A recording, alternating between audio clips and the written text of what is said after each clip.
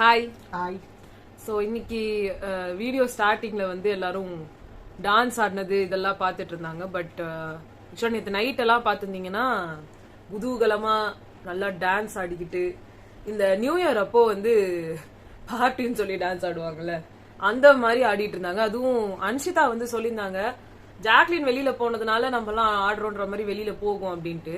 சத்யா அப்படிலாம் போகாது அப்படின்னாங்க. ஆனா ஜெஃப்ரி வந்து அது எனக்கு இப்பதான் ஆடணும்னு தோணுது, அதனாலதான் நான் ஆடுறேனே அப்படின்லாம் வந்து சொல்லியிருக்காரு. சோ எவ்வளவு நல்ல ஒரு ஃப்ரெண்டா ஜெஃப்ரி இருந்திருக்காரு அப்படின்றத வந்து ப்ரூவ் பண்ணிட்டாரு. உங்களை வெறும் அவருக்காக இந்த அம்மா வந்து என் ஃப்ரெண்ட எப்படி கேட்கலாம் அப்படின்னு அர்ணவெல்லாம் தேவைதான் ஜாக்லினுக்கு. யார சப்போர்ட் பண்றது, யாருக்காக கேள்வி கேட்கறதுன்னே இல்லாம எனக்கு என்னமோ அர்ணவ், நான் அன்னைக்கும் சொன்னேன் இன்னைக்கும் சொல்றேன், அர்ணவ் கேட்டதுல தப்பே இல்லை. ஏன்னா சில பேரை வந்து இந்த மாதிரி லெஃப்ட் ஹேண்ட்ல டீல் பண்ண வேண்டியதா இருக்கு. ஏன்னா அவங்க வந்து இவரை பர்சனலா அட்டாக் பண்ணாங்க, பர்சனலா எவ்வளவோ விஷயம் பேசியிருக்காங்க, இவரை எவ்வளவோ அசிங்கப்படுத்திருக்காங்க. ஆனா அந்த இடத்துல இன்னொரு பர்சன் இன்வால்வ்டா இருந்திருக்காங்க. ஆனா அவங்கள யாருமே சொன்னதே இல்லை. அவங்களும் அதே வீட்டுலதான் இருந்திருந்தாங்க. எல்லா அட்டாக்ஸ் கொண்டாடுறாங்க, அவங்க வெளியில அவங்கள கொண்டாடுறாங்க. தெரியாத உனக்கு? ஏன்னா இப்ப அவங்க வந்து மறைஞ்சிடுச்சு. இப்போ அவங்க ஒரு தேவதை, விஷாலோட லவர் ஆயிட்டாங்க. இப்போ அர்ணவ் லவர் இருக்கும் போது அவங்களுக்கு ஒரே டாக்ஸிக், ரெஸ்பெக்டே கிடையாது. வெளியில ரொம்ப கெட்ட பேரு. அப்பெல்லாம் வந்து வெறும் அடி உத இதுதான் பார்த்தாங்க. அவங்க மரியாதைன்றதே பார்க்கல. இன்னைக்குதான் மரியாதையை பாக்குறாங்க. அது சுனிதா சொல்லி அப்படியே பூரிச்சாங்க, யூ டிசர்வ் தட் கேர்ள். இன்னைக்கு வந்து தர்ஷிகா பேசினப்போ வந்து வாயால வந்து லவ் பண்ணலாம் அப்படின்னு சொன்னாரே தவிர்த்து அவரோட ஆக்ஷன்ஸ் அப்படி இல்லை. ஏன்னா நீங்களே அந்த கிளிப்ஸ் பாத்தீங்கன்னா தெரியும், விஜய் விஷால் வந்து சொல்லிருப்பாரு, பைத்தியக்காரங்க என்ன வந்து நான் எப்ப கேட்டாலும் என்ன வந்து நீ ஹக் பண்ணணும், அதுவும் இந்த சைடு ஹக்லாம் இல்ல, இப்படி ஸ்ட்ரைட்டா இப்படி ஹக் பண்ணணும், நான் எப்ப வேணா உன் மடியில வந்து உட்காந்துப்பேன், நீ மடியில வந்து சரி உட்காந்துப்பேன் படுத்துப்பேன், நீ எனக்கு எப்பயுமே ஊட்டி விடணும், நான் எப்ப வந்து சேடா இருந்தாலும் என்ன வந்து கட்டி பிடிச்சிக்கணும், என் கூடவே உட்காந்து, இப்படிலாம் நிறைய அவர் சொன்னாரு. அந்த சொன்னதெல்லாம் அவங்க பண்ணாங்க. இது எல்லாமே அவங்களுக்கு வந்து அவங்க புடிச்சு பண்ணாங்க. ஆமா, அவங்களுக்கு அது வந்து ஒரு இதுவா பட்டுச்சு. அவங்களுக்கு அது சொல்றாங்க, அவங்க என் மேல தப்பு இருக்கு, பட் எதிரில இருக்கிறவன தப்பு இல்லன்னு சொல்லி பேசுறீங்க பாரு, அதுதான் ரொம்ப கேவலமா இருக்கு. அது உண்மைதான். ரெண்டு பேரும் பிளேம் பண்ணுங்க, கூட அன்ஷிதாவையும் சேர்த்து பண்ணுங்க. அன்ஷிதா உள்ள இருக்கும் போது இவங்க என்ன பண்ணாங்க, ஆனா என்னன்னா போன உடனே எனக்கு இங்க ரொம்ப கம்ஃபர்டபுளா இருக்கு, நான் ஒண்ணுமே இல்ல, எனக்கு விஷாலோட பெட்லயே நான் படுக்கிறேன்னு ஃபர்ஸ்ட் சொன்னாங்க. அப்பதான் அர்ணவ் வெளில போனாங்க. போன உடனே நெக்ஸ்ட் ஒரு அம்பு போட்டாங்க. அப்போ ஸ்கூல் டாஸ்க் வந்தது. வரும்போது தர்ஷிகா வந்து இவங்களை லவ் பண்றாங்கன்னாங்க. அவரும் அக்செப்ட் பண்ணிக்கிட்டாரு. இப்ப நடுவுல பூந்து குழியை கலப்புறாங்க, நான் வந்து ஒன் சைடடா லவ் பண்ற பொண்ணு, நான் ஃப்ரெண்டு மாதிரி இருப்பேன் ஆனா உன்னை லவ் பண்ணுவேன் அப்படின்னு ஒரு கதையை அவங்களே உருவாக்கிட்டாங்க. அப்பவே இவங்க வந்து ட்ராக் உள்ள நுழைய ஆரம்பிச்சாங்க. அதை கேட்டாங்க ஆனந்தி கேட்டப்ப, ஐயோ என்னை ஏன் இப்படி சித்திரவதை, வெளியில இதனாலதான் நான் நெகட்டிவிட்டியை சந்திச்சேன், என்ன மறுபடியும் அதே கதையை ஏன் கொண்டு வரீங்க, எனக்கு என்ன பொசசிவ் இருக்கி அப்படின்னாங்க. இன்னைக்கு எல்லா லட்சணமும் பாத்துறோம். அவர் லவ் பண்றாரா, அவங்க அம்மாட்ட போய் சொல்லணுமா எல்லாத்தையும் வச்சுட்டு. அர்ணவ் கிட்ட அவர் சொல்லியிருந்தாரு, ஏதாவது ஒரு விஷயம் தான் நான் பத்திரிகை எடுத்துட்டு வரேன்னு, கூடிய சீக்கிரம் அந்த நல்ல காரியம் நடக்கும் போல. இல்ல அது கல்யாணம் வைக்கலாம் போகுமான்னு தெரியாது, அது நம்மளுக்கு எதுவும் வேண்டாம். 10-11 அத்தோட இது ஒண்ணு அவ்வளவுதான். இந்த ஒரு விஷயத்தையும் சொல்லிடுறேன், அவங்க ஆனா சூப்பரா சொன்னாங்க. அதான் ஊரே பாத்துட்டு இருக்கேன், அம்மா பாக்காத இதையும் அது பாத்துக்கும் அப்படின்னாங்க. அடுத்து வந்து அவ்வளவுதான். சோ ஃபர்ஸ்ட் இந்த இதை ஆரம்பிச்சோன்னா ஒரு ஏவி போட்டாங்க, ஃப்ரெண்ட்ஷிப்கான ஏவி. டைரக்டா வந்து இது எல்லாமே விஷாலுக்காக அண்ட் அருண்கான வீடியோஸ் தான் போடுறோன்றத சொல்லிடலாம். ஏன்னா வந்து அந்த ஃப்ரெண்ட்ஷிப் ஏவில வந்து விஷால் கூட தர்ஷிகா அண்ட் அன்ஷிதா அண்ட் அருண் இவங்க தான் ரொம்ப ஜாஸ்தியா இருந்தாங்க. சத்யா, ஜெஃப்ரி இவங்க எல்லாம் ரொம்ப ஜாஸ்தியா இருந்தாங்க. இத்தனைக்கும் இந்த வீட்டுல ஃப்ரெண்ட்ஷிப் குறை சொன்னதோ இல்ல ஏத்தி விட்டதோ எல்லாமே ஜாக்லின் தான். ஆனா ஜாக்லின் அதுல இல்லன்னு சொல்ல முடியாது, அவங்களால தடுக்க முடியல. ஜாக்லினோட பார்ட்ஸ் எடுத்துட்டு அந்த வீடியோ ரொம்ப சின்னதாயிடும்ன்றதுனால இவங்களால முடிஞ்ச அளவுக்கு ஆட் பண்ணிக்கிட்டாங்க. பட் ஆக்சுவலா பார்த்தா இன்னும் முத்து மஞ்சரியோட ஃப்ரெண்ட்ஷிப் இருந்திருக்கு, மஞ்சரி அண்ட் ஜாக்லினோட ஃப்ரெண்ட்ஷிப் அவ்வளவு இருந்திருக்கு, முத்து அண்ட் தீபக் இருந்திருக்காங்க. இந்த எல்லாமே கட் ஆயிடுச்சு டோட்டலா. இவங்க 4 பேருமே ஒன்னா உட்காந்து பேசுற மாதிரி ஒரு போட்டோ கூட கிடையாது. இன்னும் பவித்ரா தர்ஷிகா கூட இல்ல, ஒரே ஒரு சீன் வந்தது அவ்வளவுதான். அதான். சோ இவங்க 4 பேருக்கு ஒரே ஒரு ஷாட் தான் வந்துச்சு. ஏன் இவங்க நிறைய இடத்துல இவங்க பேரு சோஃபா கேங் அப்படின்னு ஒரு இடத்துல என்ன சொல்றது பொறிக்கப்பட்டிருக்கு அப்படின்னா அவங்க ரொம்ப கேங்கா சுத்தி இருக்காங்க.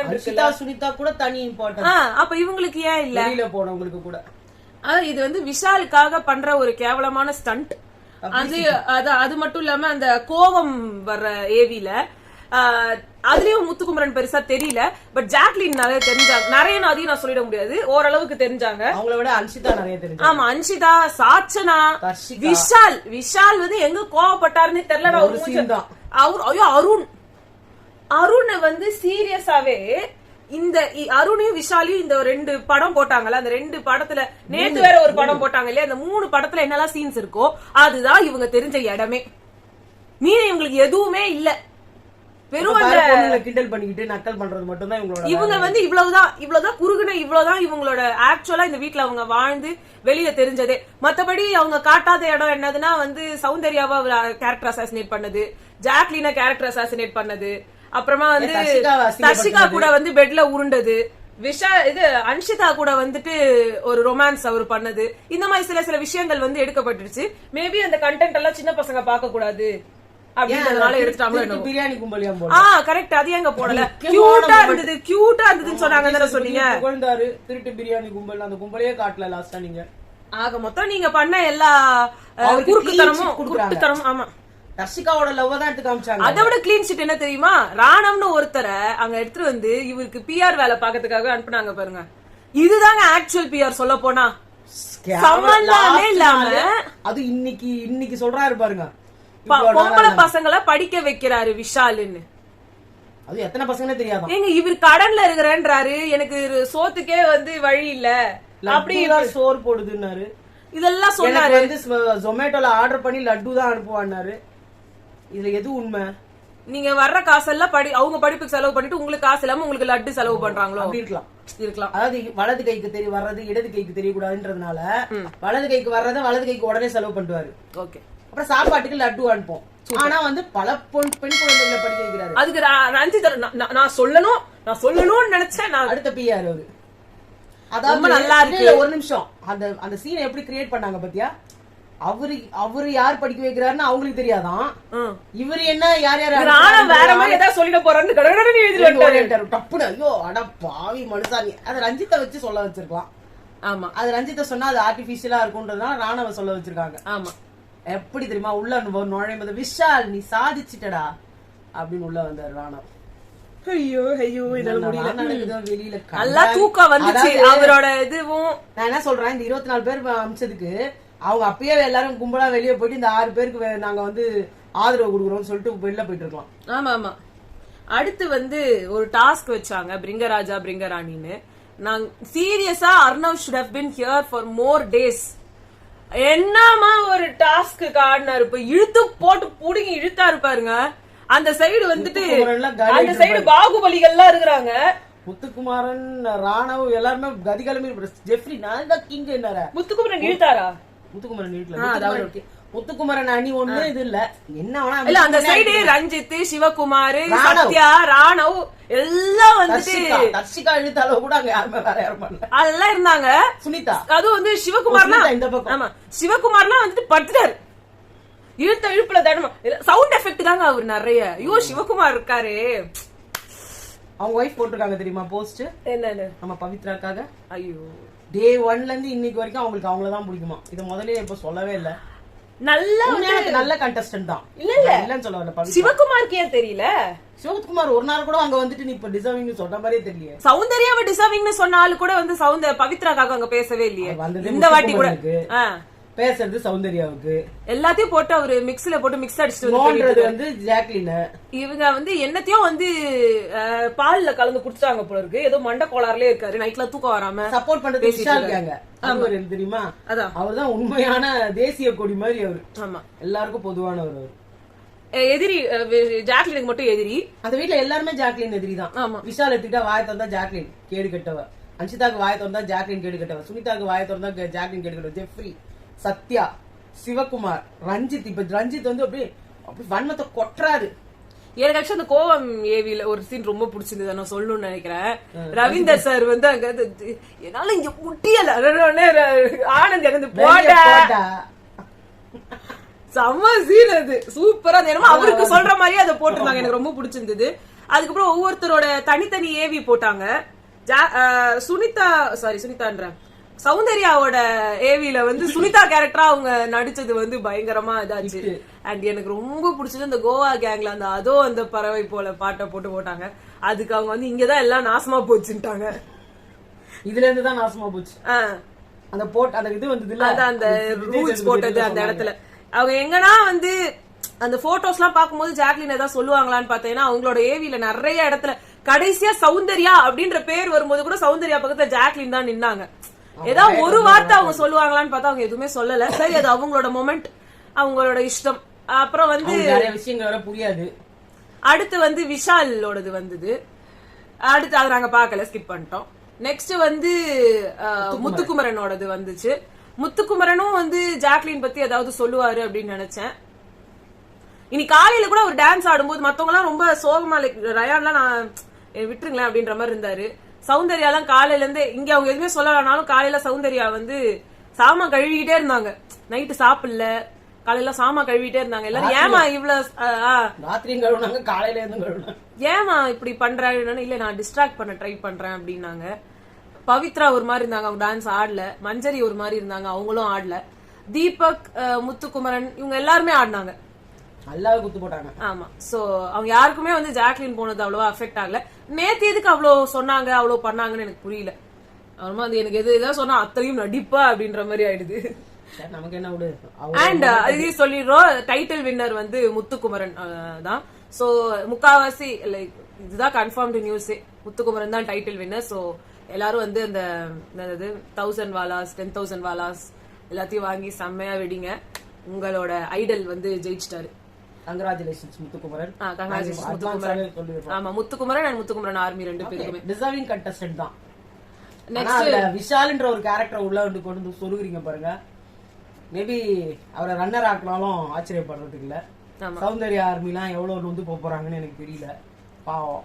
ஏன்னா இவ்வளவு உழைப்ப போட்டு லாஸ்டா ஒண்ணுமே பண்ணாத ஒருத்தருக்கு இந்தாடா நீ வச்சுக்கோடா ரன்னர் டைட்டில். ஏன்னா விஷால் ஆர் சௌந்தர்யா நீங்க கம்பேர் பண்ணி பாருங்களேன், definitely Vishal is not that.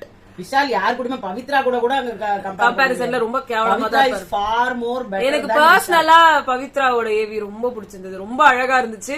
அதுவும் கடைசியில அந்த ஓடி வந்தது அது அவங்களுக்கு மட்டும்தான். This is for you Jack. அது ஜாக்லின் இருக்காங்கன்றதுனால மட்டும் கிடையாது. ஓடி வந்தது எனக்கு ரொம்ப பிடிச்சிருந்தது. girl contestant who won that task. Really she deserves that place. அவங்களுக்கு ரன்னர் கொடுத்தா கூட தகுதியானவங்க தான் என்ன பொறுத்த மட்டும். விஷாலுக்கு கொடுக்கும்போது பட் சௌந்தர்யா தகுதி இல்லன்னு நான் சொல்ல வரல.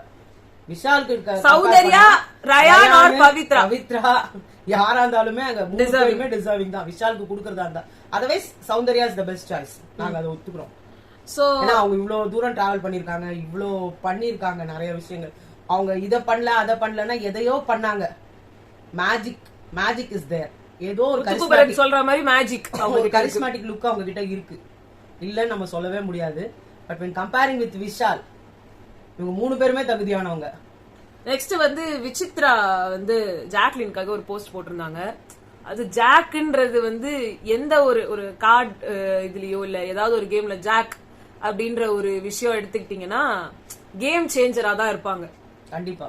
சோ அந்த மாதிரி இந்த BB8ஓட கேம் சேஞ்சர் ஜாக்லின் தான் அப்படின்னு அவங்க போட்டிருந்தாங்க. அதுவும் அவங்க ராவா இருந்தாங்க, ரெசிலியண்டா இருந்தாங்க. இப்பதான் அந்த வீடியோல முத்துக்குமரனுக்கு வந்தப்போ அந்த கார்டு பத்தி வந்தது, உடனே ஞாபகம் வந்தது ஜாக் ஒரு குதிரை. ஆமா, she is not a queen but she proved. ஆனா நான் சொல்லவா, நிஜமாவே குதிரை மாதிரி ஓடி வந்தாங்க அவங்க. கடைசியா ஒரு குதிரை மாதிரி ஓடி வந்தாங்க. ஏன்னா அவங்க ஓடி வந்த ஸ்பீடு நீங்க ஆக்சுவலா இவங்க 37 செகண்ட்ன்றாங்க, நம்மளுக்கு எதுவும் தெரியாது. அப்படி அது 37 செகண்ட் அப்படின்னாலும் she deserve to be a winner. Mass சீரியஸா.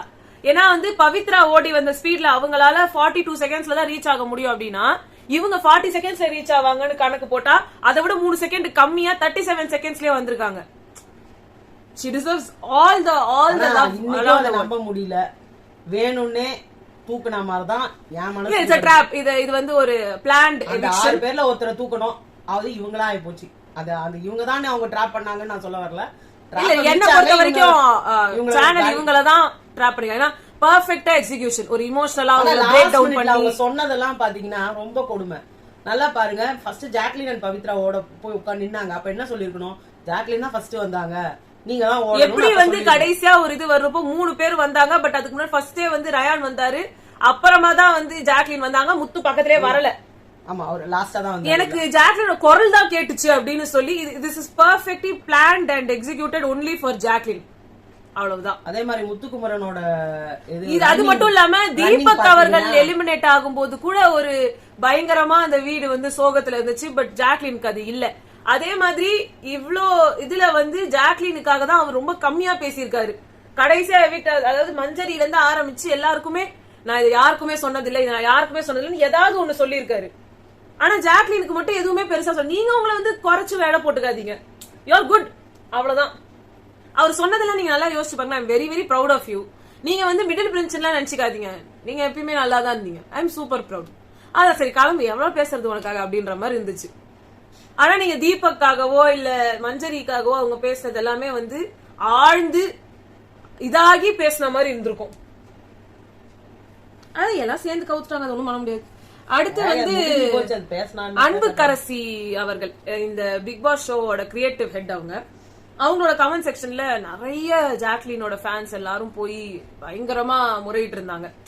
எப்படி வந்து நீங்க இவ்வளவு ஒரு அன்ஃபேரா ஒரு கேம் வச்சு அதுல வந்து ஒரு டஃபஸ்ட் காம்படிட்டரை வந்து நீங்க இப்படி வெளியே சைட்லைன் பண்ணி இப்படி எலிமினேட் பண்ணிருக்கீங்க, உங்களுக்கு வந்து இதெல்லாம் அன்ஃபேரா படலையா, அதுவா இதுவான்னு எக்கச்சக்க கமெண்ட்ஸ் நானே பார்த்தேன். பட் இப்ப எந்த கமெண்ட்ஸுமே இல்ல, அவங்க எல்லாத்தையுமே டெலீட் பண்ணிட்டாங்க. சோ ஒரு இது வந்து கிரிட்டிசிசம் வந்து அவங்களால ஏத்துக்கவே முடியல. அவங்கள யாரும் வந்துட்டு திட்டல, யாருமே அவங்களை திட்டல. அபியூஸ் பண்ணிருந்தா அதை எடுத்துக்கிறதுல ஒரு அர்த்தம் இருக்கு. யாருமே அவங்களை அபியூஸே பண்ணல. இல்ல, அவங்களுக்கு குற்றம் உள்ள நெஞ்சு குறுகுறுக்குது. நீங்க ஒரு என்ன பதில் சொல்லுவாங்க? நீங்க பதிலே சொல்ல வேண்டாம். அவங்க ஒருத்தர் மட்டும் காரணமாவே கண்டிப்பா இருக்க முடியாது. கரெக்ட் தான். பட் உங்க நேம் தான் வெளியில தெரியுது. You are the creative head. நீங்க தான் திருப்பி திருப்பி ஹெட் கிரியேட்டிவ் ஹெட்னு சொல்லிட்டே இருக்கிறதுனால நீங்க தான் தெரியுறீங்க. கிரியேட்டிவ் ஹெட்னா she is not the sole authority. இதுல விஜய் எல்லாருக்குமே தான் அனுப்புறாங்க.